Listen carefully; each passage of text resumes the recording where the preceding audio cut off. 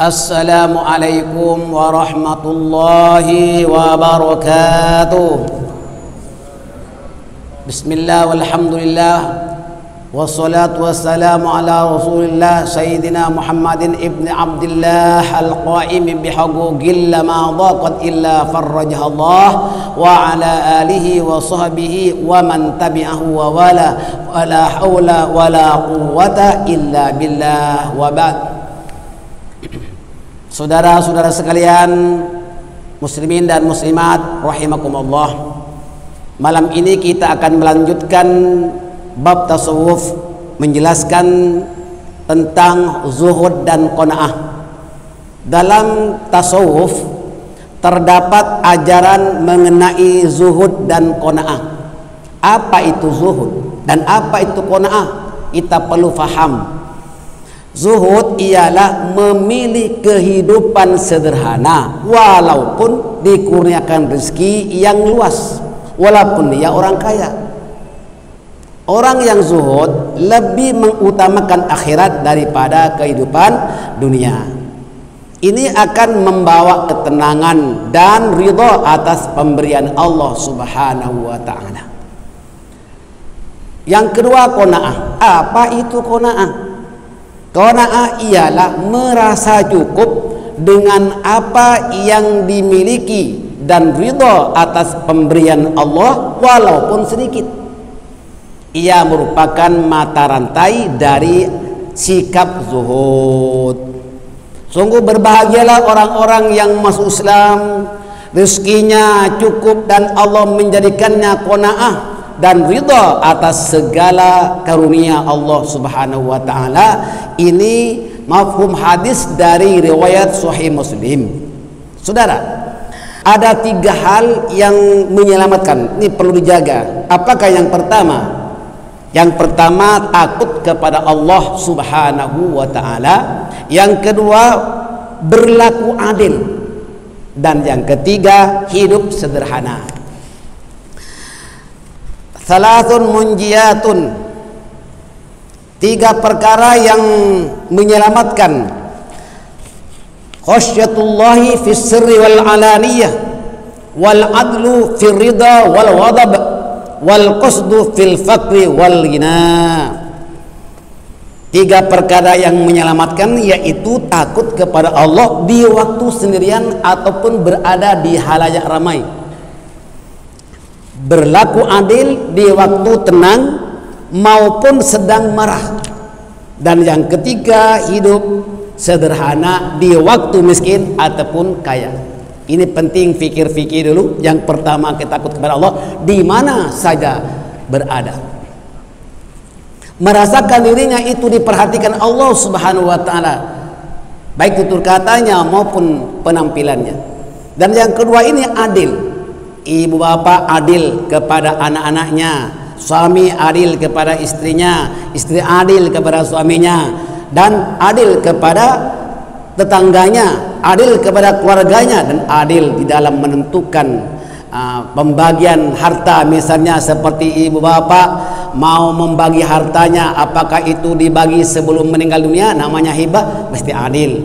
Begitu juga jangan sampai ada yang pilih kasih. Ini anak emas, ini anak perak, ini anak tembaga. Jangan, mesti adil. Satu contoh saja, ya. Suami mesti adil kepada istrinya, istri pun adil kepada suaminya. Inilah perintah Allah Subhanahu wa ta'ala. Adil, sama ada orang itu membagi harta dalam keadaan ridha, dalam keadaan tenang-tenang, maupun dalam keadaan dia marah. Ibu, bapak sekalian, biasanya manusia ini kalau dalam keadaan dia marah, dalam keadaan emosi, dia biasanya tak adil kepada orang yang dimarahi. Nah, orang yang beriman tentu dia adil. Dan yang ketiga, wal qasdu fil faqri wal ghina, hidup sederhana, sama ada dalam keadaan dia tak punya apa-apa, dalam keadaan miskin dan maupun dalam keadaan kaya, tetap hidupnya sederhana. Itu lebih barokah, lebih tenang. Jangan suka tunjuk-tunjuk kepada orang lain. Nah, Saudara sekalian, takut kepada Allah di mana saja berada ini niscaya akan terhindar daripada melakukan keburukan, kejahatan dan kemaksiatan. Seseorang hamba Allah yang sudah merasakan dirinya diperhatikan Allah, takut kepada Allah di mana saja berada, dia pasti menjaga dirinya daripada melakukan perbuatan jahat, perbuatan mungkar dan maksiat. Kemudian Allah Subhanahu wa taala menyuruh berlaku adil kepada orang-orang yang beriman dan berlaku ihsan sekalipun dalam keadaan marah. Kita buat baik kepada sesama insan walaupun dia dalam keadaan marah. Dan yang ketiga, kehidupan yang membawa berkah ialah hidup sederhana sekalipun dia adalah orang yang kaya dan sebagainya. Itu lebih baik, saudara. Begitu juga dalam kitab Sahih Al-Jami' dari para sahabat Anas bin Malik radhiyallahu anhu dijelaskan, salasun muhlikatun, ada 3 perkara yang merusakkan. Apakah yang pertama? Yang pertama suhun muta'un, bakhil keterlaluan, luki keterlaluan. Dan yang kedua hawan muttabaun, mengikuti kehendak nafsunya. Dan yang ketiga ijabul mar'i binafsih, kagum, mengagumi dirinya sendiri dan merasa dirinya lebih hebat daripada orang lain. Ini merusakkan. Jadi yang pertama, Bapak dan Ibu sekalian, yang merusakkan ini jangan kita buat loki atau bakhil, kedekut yang keterlaluan. Jangankan untuk diberikan kepada orang lain, bahkan untuk dirinya sendiri pun terlalu mengira. Dan yang kedua adalah hawan muttabun, ini suka ikut nafsu. Ini berbahaya kalau orang itu memiliki nafsu lawamah, suka mementingkan diri sendiri, ataupun dia suka hati nak beli apa pasal ada uang, itu berbahaya. Maka kita harus kawal, harus dikendalikan nafsunya, jangan dilampiaskan sesuka hati. Kalau orang itu ikut nafsunya, pasti dia binasa. Tetapi orang-orang yang dapat mengawal gejolak hawa nafsunya ke arah nafsu mutmainnah, maka surgalah tempat tinggalnya. Allahu Akbar. Dan yang ketiga ini ijabul mar'i binafsi, yakni orang yang suka kagum terhadap dirinya sendiri. Artinya kagum apa?